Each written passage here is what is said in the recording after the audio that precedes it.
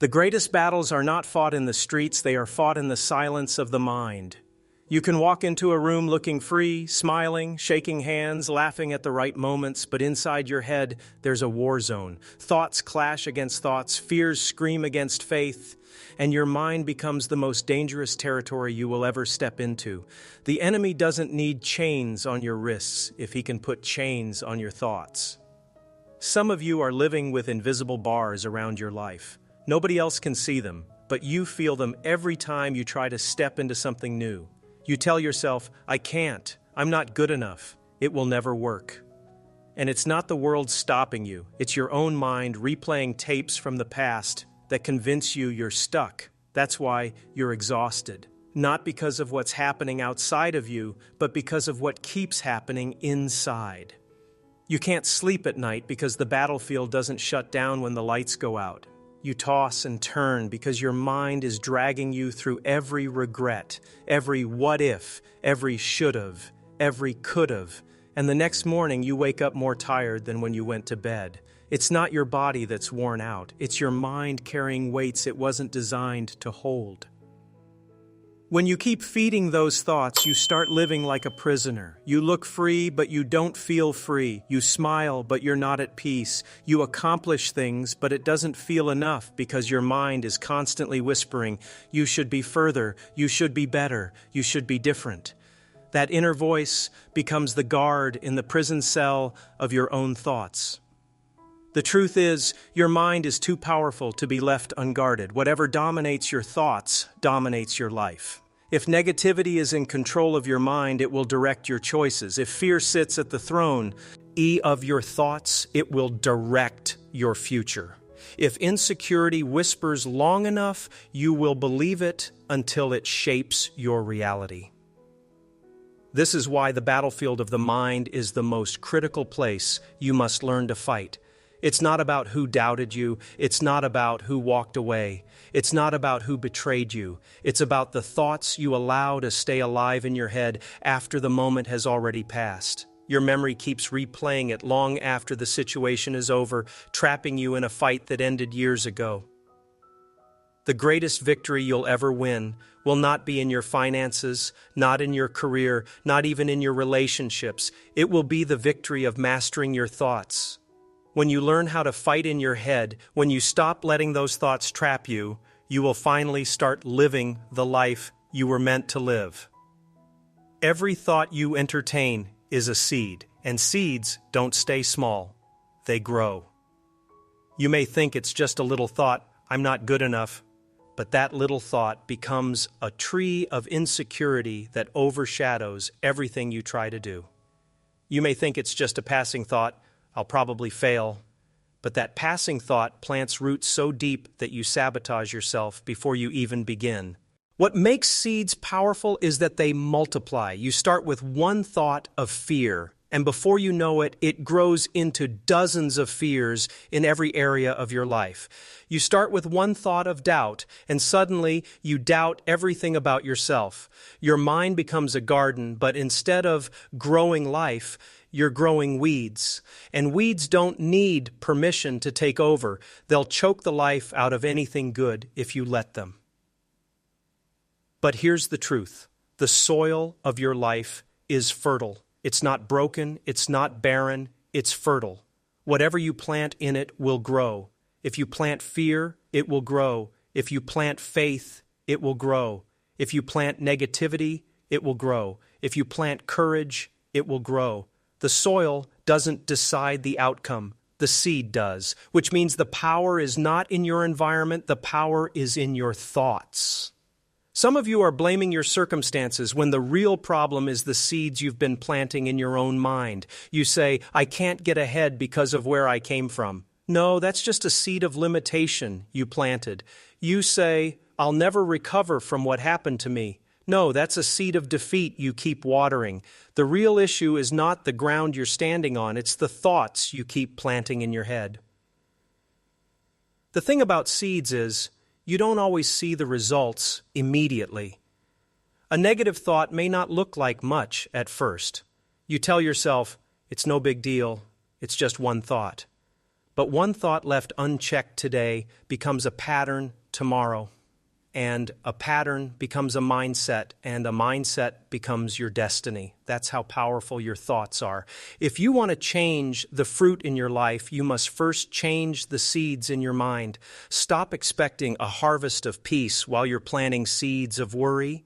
Stop expecting a harvest of confidence while you're planting seeds of doubt. Stop expecting a harvest of success while you're planting seeds of failure. Your harvest will always match your seeds. Your life is the visible picture of the invisible seeds you've been planting.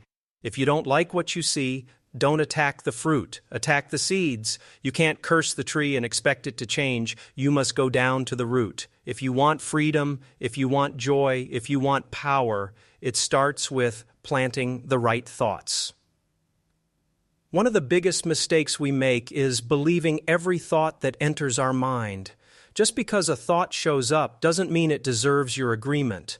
Not every idea belongs to you. Some thoughts are nothing more than old wounds echoing in your head, trying to convince you they're still in control. Some thoughts are lies dressed up to look like truth. If you're not careful, you'll start building your life on something that was never real to begin with. You hear the thought, "You're not good enough," and without questioning it, you agree. You hear the thought, "You'll never succeed," and without hesitation, you repeat it to yourself until it becomes your inner script. You hear the thought, "Nobody really cares about you," and before long, you've built walls around your heart, not because people abandoned you today, but because your thoughts convinced you they would.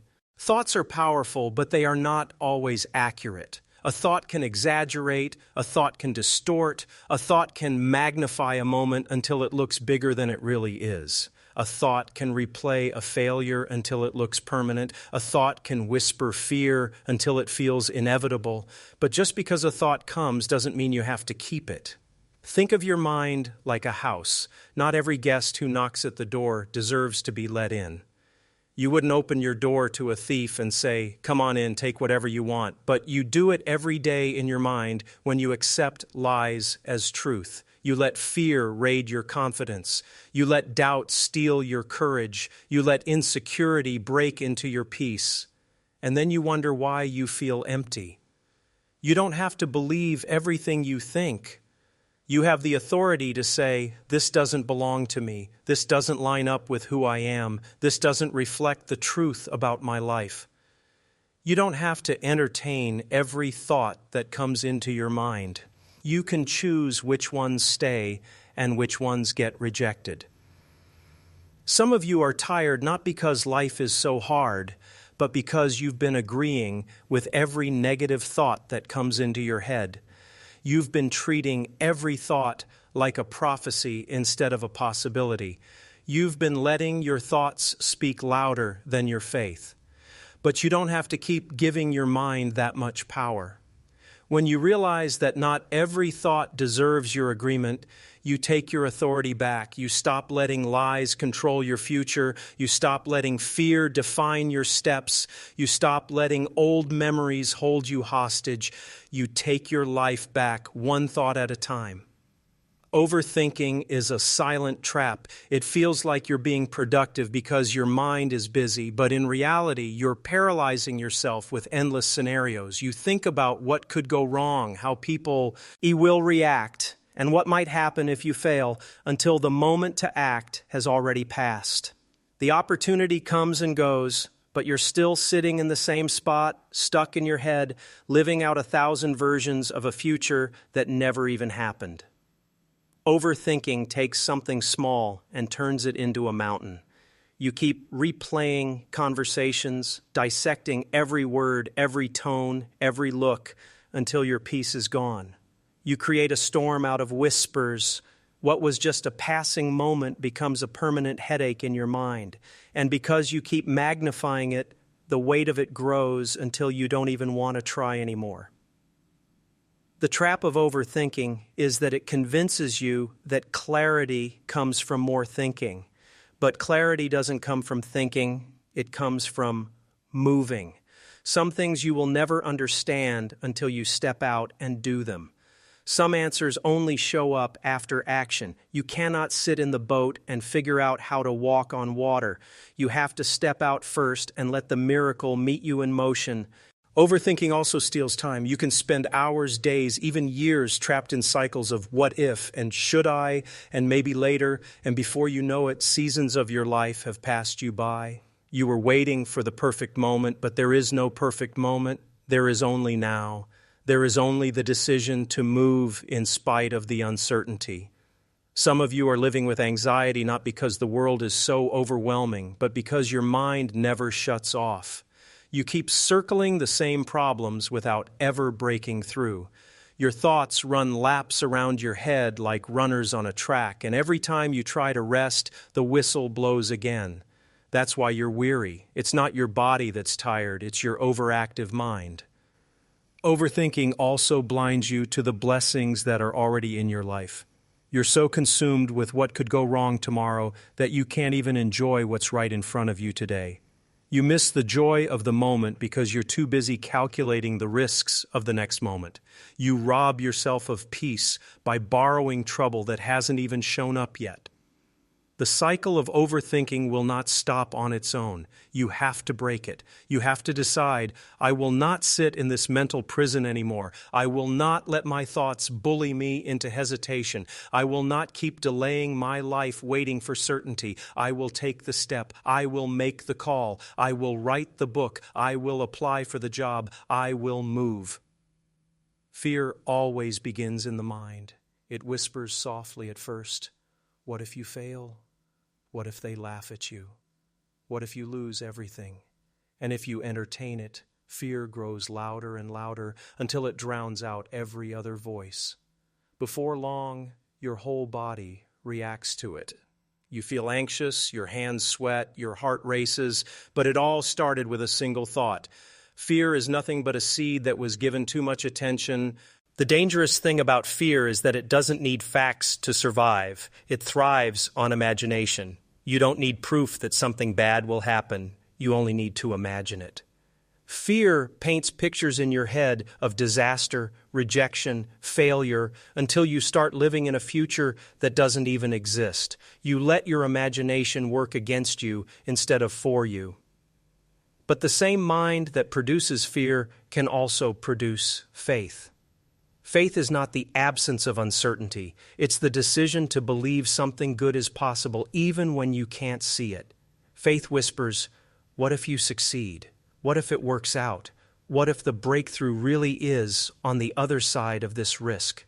Faith uses the same imagination fear does, but it points it in the direction of hope instead of despair. Fear tells you to stay where you are. It tells you to settle, to shrink, to play small so you don't get hurt. But faith tells you to move. Faith pushes you into new territory. Faith dares you to believe that what's in front of you is greater than what's behind you. Faith takes the same energy you use to feed fear and turns it into courage. You cannot walk in fear and faith at the same time. One will always silence the other. If you keep giving fear the microphone in your mind, it will keep shouting over your faith. But if you give faith the microphone, it will drown out the lies of fear. You have to choose which voice you amplify. Fear is natural, but it doesn't have to be final. It will show up, but you don't have to sit it down and give it a chair at your table. You can acknowledge it without surrendering to it. You can say, yes, I feel the fear, but I'm moving anyway. You don't have to wait until fear leaves to act. Most of the time, it leaves because you acted.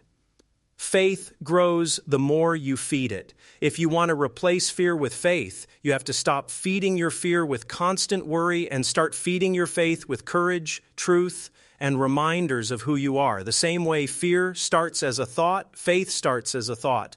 So choose your thoughts carefully because one leads to bondage and the other leads to freedom. One of the biggest traps of the mind is living in yesterday.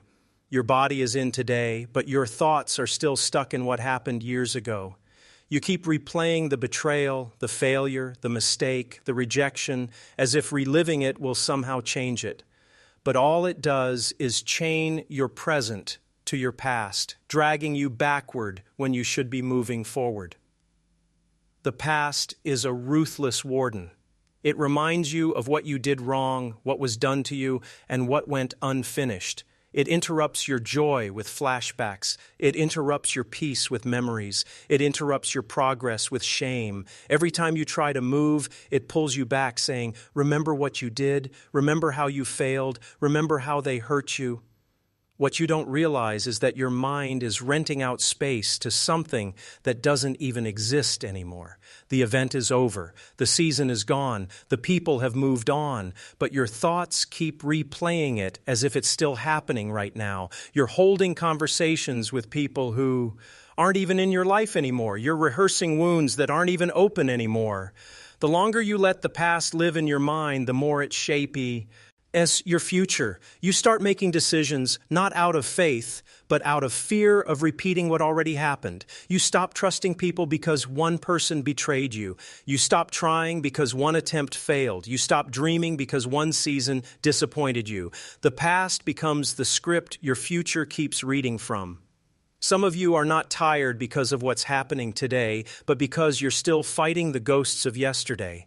You keep reliving what broke you until you're too weak to embrace what's meant to heal you.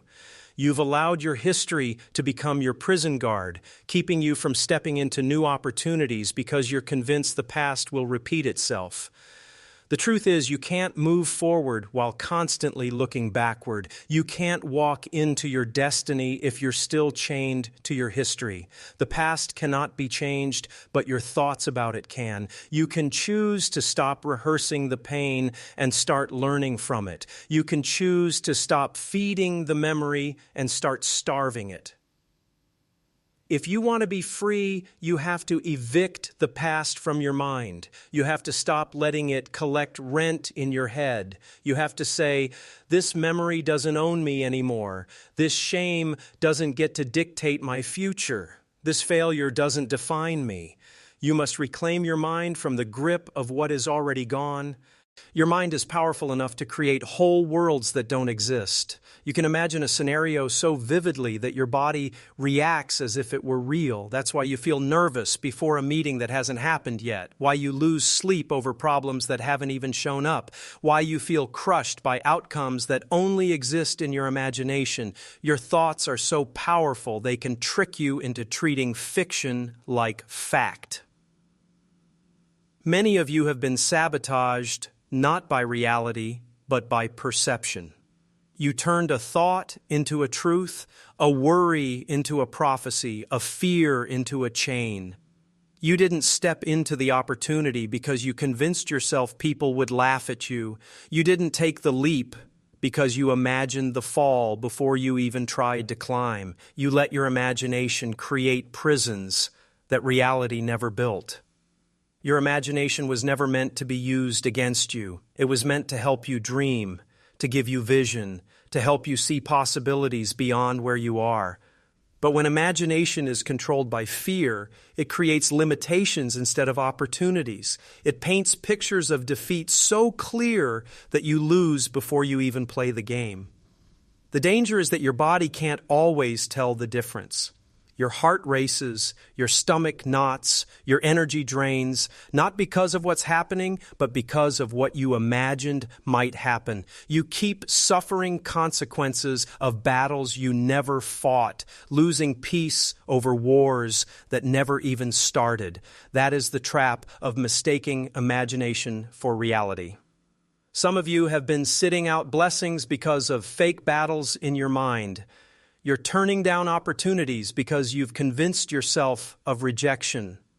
You're staying in cycles because you've imagined failure so many times that you believe it's guaranteed. But the truth is, your imagination is not reality. You don't know what's waiting until you step into it. Your mind will always create scenarios, but you must decide which ones you're going to believe. Will you believe the picture of disaster, or will you believe the picture of victory? Will you let your imagination shrink you, or will you let it stretch you? The power of your thoughts is not in whether they appear, but in whether you agree with them. When you stop confusing imagination with reality, you stop losing peace over shadows. You stop surrendering your future to lies. You stop letting your mind hold you hostage in a prison that never even had walls. You realize that the only limits are the ones you keep painting in your own head. Life doesn't always give you control over what happens, but it does give you control over how you see it. The same situation can either crush you or grow you, depending on how you frame it in your mind. The same failure can either define you or refine you, depending on the story you tell yourself about it. What happens to you is not always the trap. How you think about it is. Two people can go through the exact same experience, and one comes out broken while the other comes out stronger.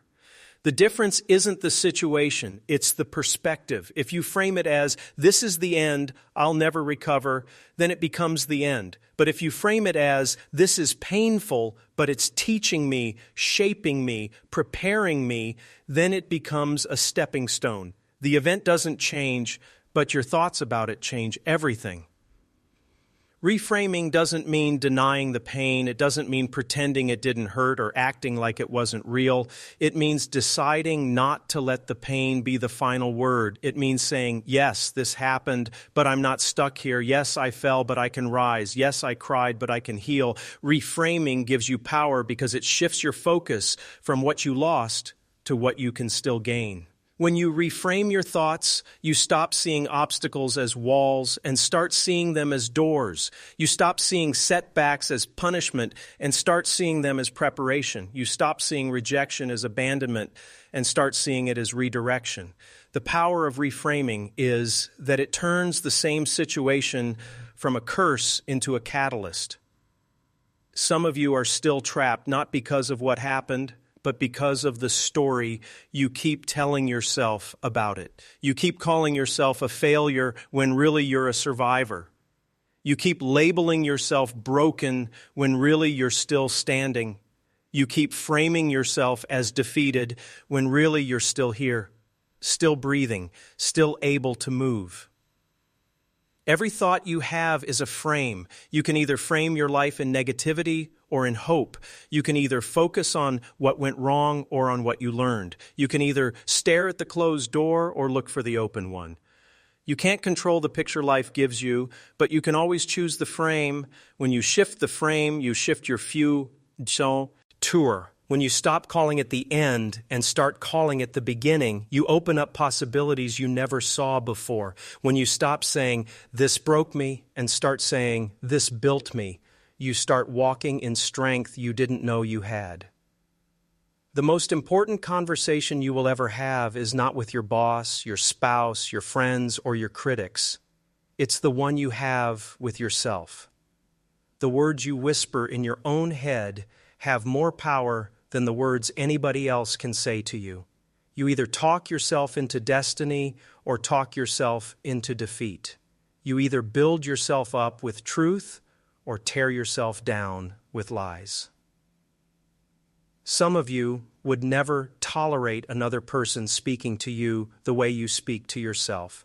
You wouldn't let anyone call you worthless, dumb, ugly, or incapable, but you call yourself those things every day in your mind, and you think it's normal. You've let your inner conversation bully you more than any outside critic ever could.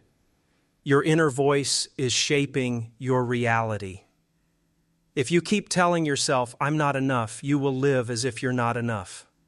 If you keep saying, I can't do it, you'll act like you can't do it even when you can. If you keep whispering, I'm broken, your life will bend around that identity. The way you speak to yourself becomes the script your life plays out. But you also have the power to change that script. You can start speaking words of life instead of words of death. You can start telling yourself, I am capable, I am worthy, I am growing, I am stronger than I think.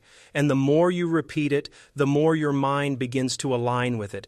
Self-talk is not just chatter, it's direction. The danger of negative self-talk is that it doesn't just stay in your head, it seeps into your choices. You start turning down opportunities because you don't think you can handle them. You start settling for less because you don't believe you deserve more. You start avoiding risks because you've convinced yourself you'll fail. What began as words in your head becomes actions in your life. You can't always control the voices around you, but you can control the voice within you. You can choose to stop rehearsing the lies and start declaring the truth. You can choose to stop repeating what your past said and start declaring what your future requires. You can choose to speak life into your own soul instead of death. When your inner conversation changes, your entire world changes. You start walking differently, standing taller, moving bolder, not because the outside voices stopped, but because the inside voice got stronger. The inner conversation is the engine that drives your destiny. What if I fail? What if they laugh at me? What if I lose everything? Those three words, what if, have trapped more people than actual failure ever has. You sit paralyzed, not because the disaster is real, but because your mind created a scenario so convincing that you surrendered before you even started. The what-if prison is a cell made of possibilities that never even happened. The thing about what-if is that it always bends toward the negative. You rarely ask, what if I succeed? What if they celebrate me? What if everything works out? Your mind is quick to imagine the worst-case scenario, but slow to imagine the best. And because you keep focusing on the worst, your body reacts to it as if it's already true. You've been trapped not by reality, but by fear of possibility. You've been talking yourself out of blessings by assuming they'll turn into curses. You've been delaying your next step because you're convinced it will end badly. You've let the what if hold you hostage so long that opportunities have come and gone while you sat still. But the same what if that traps you can also free you if you flip it. What if I do win? What if this does change my life? What if this is the door I've been waiting for? What if this risk pays off bigger than I imagined? The question itself isn't the problem, it's the direction you point it in. Some of you have been asking the wrong what ifs.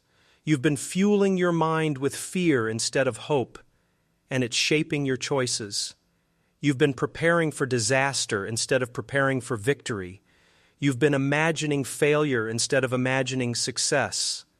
And the direction of your imagination has kept you living small. The what if doesn't need to disappear. It needs to be redirected. You have to start asking questions that open possibilities instead of closing them. You have to start imagining outcomes that lift you instead of crush you. You have to start fueling your mind with expectation instead of dread. When you change the what if in your head, you change the direction of your future. You stop sitting in fear and start walking in faith. You stop rehearsing disaster and start rehearsing breakthrough. You stop letting questions trap you and start letting them free you. Comparison is one of the most subtle but dangerous traps of the mind. It sneaks in while you're scrolling, while you're watching, while you're listening, and it whispers, look at them. They're further ahead. They're more talented. They're more successful. Before you know it, you're no longer grateful for what you have because your mind has been poisoned by the illusion of what someone else has. The danger of comparison is that you never compare equally. You compare your behind the scenes to someone else's highlight reel. You compare your struggles to someone else's victories. You compare your beginning to someone else's middle or end. And because the scale is always uneven, you always end up feeling like you don't measure up. Comparison makes you blind to your own progress. You don't see how far you've come because you're too busy staring at how far someone else is. You don't celebrate your small wins because you're chasing someone else's big ones. You don't value your uniqueness because you're obsessed with fitting into somebody else's mold. When you compare, you corrupt your own identity. You start trying to walk in shoes that were never made for you. You start chasing dreams that don't belong to you. You start resenting your own path because it doesn't look like theirs. And slowly, your thoughts convince you that your life has no value, when in reality it has value that can't be duplicated. Some of you are exhausted, not because your race is too hard, but because you're trying to run two races at the same time, yours and someone else's. You're drained because your mind is split between your assignment and their journey. And the more you compare, the more you weaken your ability to move in your own lane. The truth is, comparison is a thief. It steals joy, it steals focus, it steals peace, and it steals time. You could be using your mind to build your own life, but instead you're using it to envy someone else's. You could be strategizing your next move, but instead you're daydreaming about their success. You could be grateful for your growth, but instead you're bitter about their blessing. You will never find peace in comparison because your mind wasn't designed to copy, it was designed to create. Your life will never make sense until you stop measuring it again as someone else's. Your path will never feel worth it until you stop trying to trade it for theirs. Comparison corrupts your mind because it convinces you to despise what was always valuable in you. Sometimes the trap isn't the enemy, the past, or other people, it's you. It's the way you keep tripping yourself up with the thoughts you allow to run free in your mind. You talk yourself out of opportunities. You convince yourself you're not ready. You replay failure so much that you sabotage yourself before you even start. And then you wonder why things never work out, not realizing you've been your own roadblock. Self-sabotage often disguises itself as protection. You think you're keeping yourself safe from disappointment, but really you're keeping yourself trapped in stagnation. You lower your standards so you won't be rejected. You hide your gifts so you won't be criticized. You avoid risks so you won't fail. But in doing so, you destroy your own progress. Your thoughts become the fuel for this sabotage. Every time you say, "I can't," you strip yourself of possibility. Every time you whisper, "I don't deserve it," you cancel blessings that were meant for you. Every time you think, "It won't last," you break the very thing that was supposed to grow. The sabotage doesn't start in your actions. It starts in your mind. Some of you think the world is against you, but really, it's the war inside your own head that's been defeating you. Nobody stopped you from applying. You told yourself no. Nobody kept you from trying again. You convinced yourself it wasn't worth it. Nobody made you quit. You talked yourself out of it. The trap is not outside of you. It's the way you've been speaking to yourself. Self-sabotage often shows up in procrastination. You say, "I'll do it tomorrow," but tomorrow keeps turning into next week, next month, next year. You say, "I'll start when I'm ready," but readiness never comes. You delay because your mind has convinced you that now isn't good enough, that you aren't good enough, that the conditions aren't good enough, and while you wait, opportunities pass you by. The danger is that you don't always realize you're sabotaging yourself. It feels normal to you because you've lived in that cycle so long. You think you're just being cautious, but really you're being fearful. You think you're just being realistic, but really you're being limiting. You think you're just protecting your heart, but really you're imprisoning your potential. When you recognize the patterns of self-sabotage, you can finally confront them. You can stop blaming circumstances and start changing your thoughts. You can stop saying, "Life won't let me," and start saying, "I won't let myself." You can stop breaking your own progress and start building it.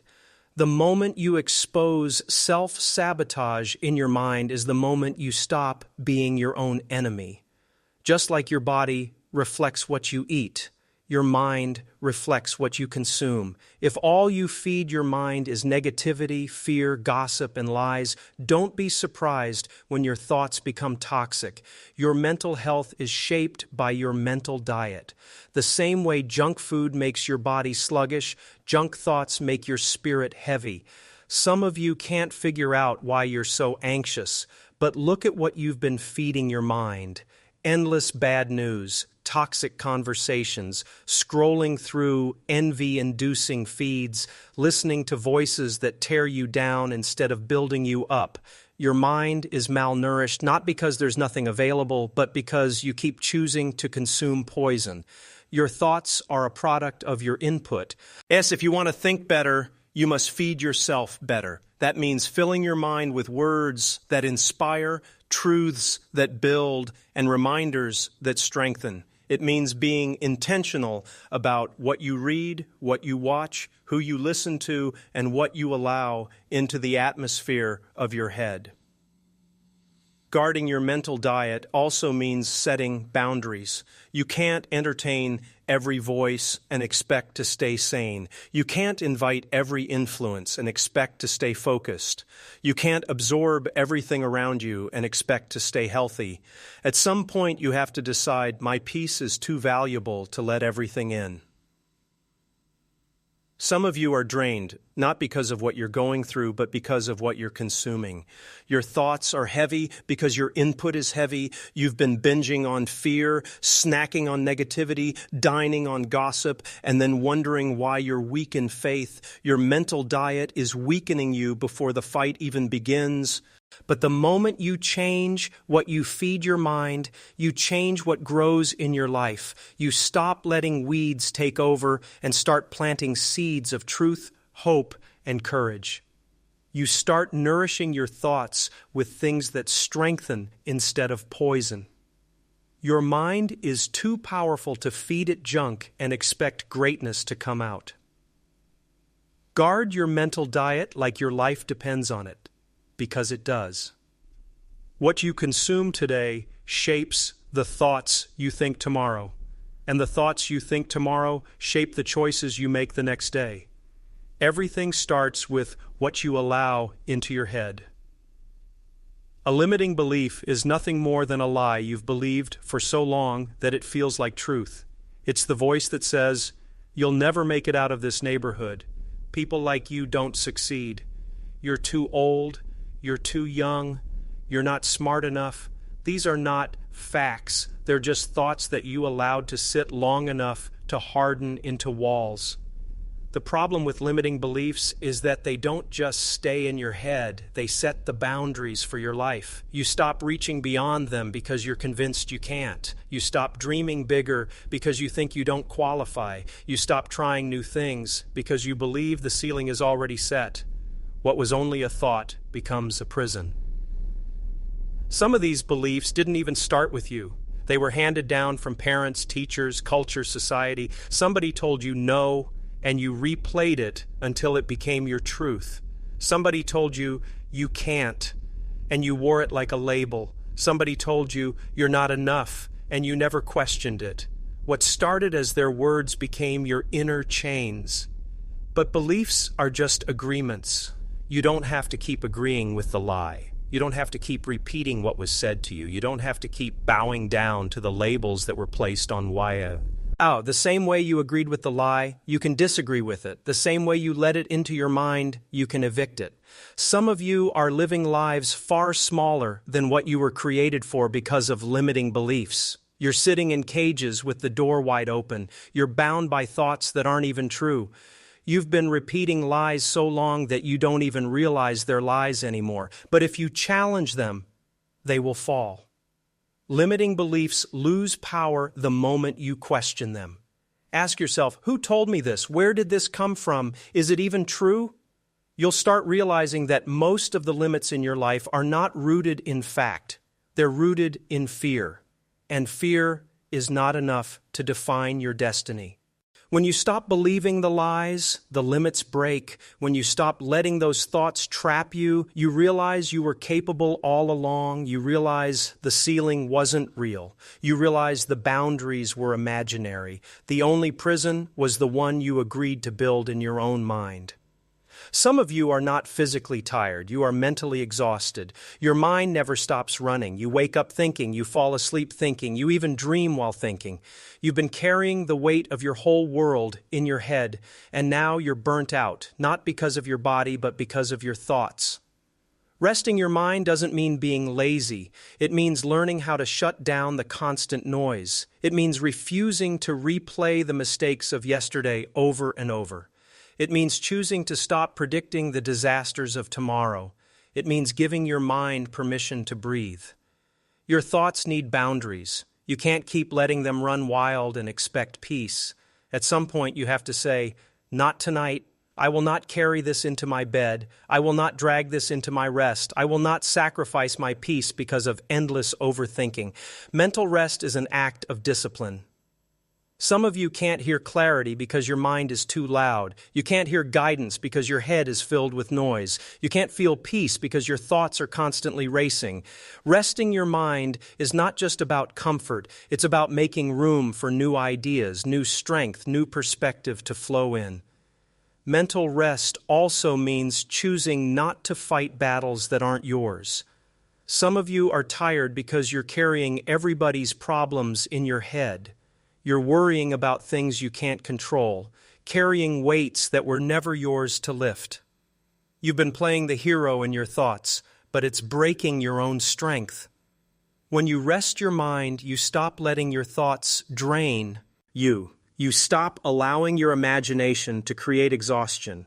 You stop being your own enemy by carrying burdens that don't belong to you. Mental rest is not a luxury, it's a necessity. Your life cannot function at its highest level if your mind is always weary. You need rest to think clearly, to move wisely, to live fully. Peace in your mind is not something you stumble into. It's something you must choose daily. At the end of the day, your mind belongs to you. You don't have to let every thought squat in your head. You don't have to let negativity take the driver's seat. You don't have to let fear be the loudest voice. Your thoughts are powerful, but they are not uncontrollable. You can take them captive. You can redirect them. You can train your mind to work for you instead of against you. Taking control starts with awareness. You can't fight what you don't see.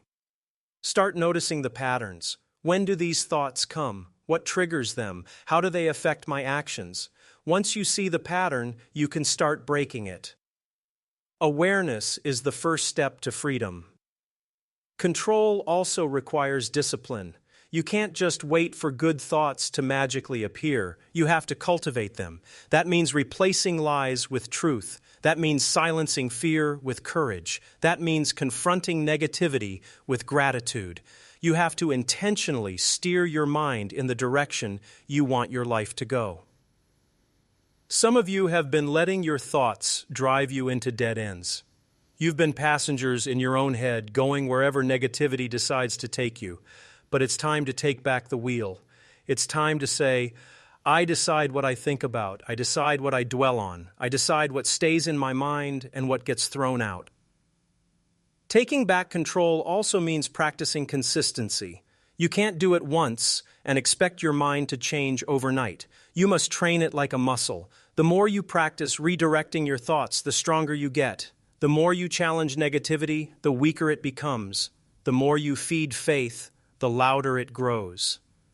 The trap of your thoughts loses power the moment you stop letting them run unchecked. The prison doors swing open when you realize you are not your thoughts. You are the thinker of your thoughts. You don't have to sit in the corner of your mind, powerful. You have authority over what stays and what goes. When you take back control of your thoughts, you take back control of your life. You stop being led by lies and start being led by truth. You stop being trapped by imagination and start walking in reality. You stop living as a prisoner in your own head and start living free,